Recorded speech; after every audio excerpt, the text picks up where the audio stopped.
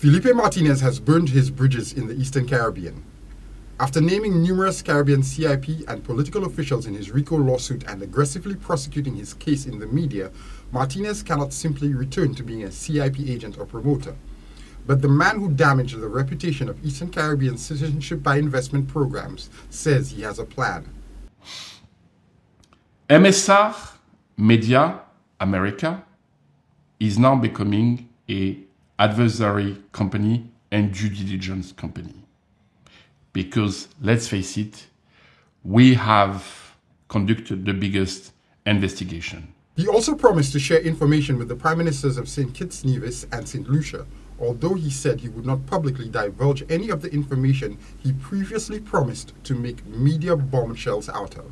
If the Prime Minister of St. Kitts and Nevis and the Prime Minister of St. Lucia wishes to know which politician in their country has been corrupted, we're happy to meet them in Washington, D.C.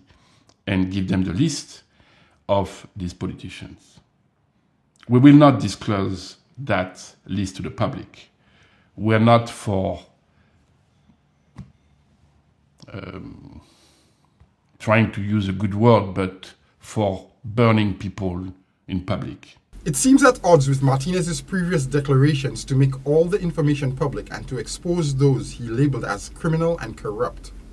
It also echoed the sentiments of Saint Lucian Investment Minister Dr. Ernest Hilaire, who was loath to publicize business and client information. In spite of giving up on the case, Martinez is painting himself as a man against the world and promising to hand over the findings of his so-called investigations to U.S. authorities. I denounced it. I inform you, the citizen. And most important, I've obtained the contract and the bank transactions.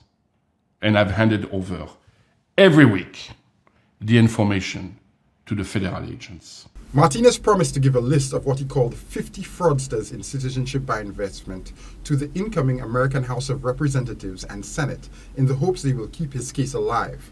As for what's next for him now that he's practically persona non grata in most Eastern Caribbean nations, he's pursuing a new career as an anti-corruption activist. It leads me to the big announcement. The big announcement is MSR, as you can see, people, has made the biggest investigation ever made in the CBI industry.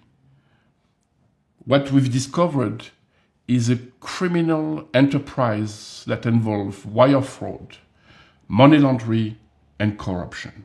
For Choice News Now, I'm Jason Phillipe.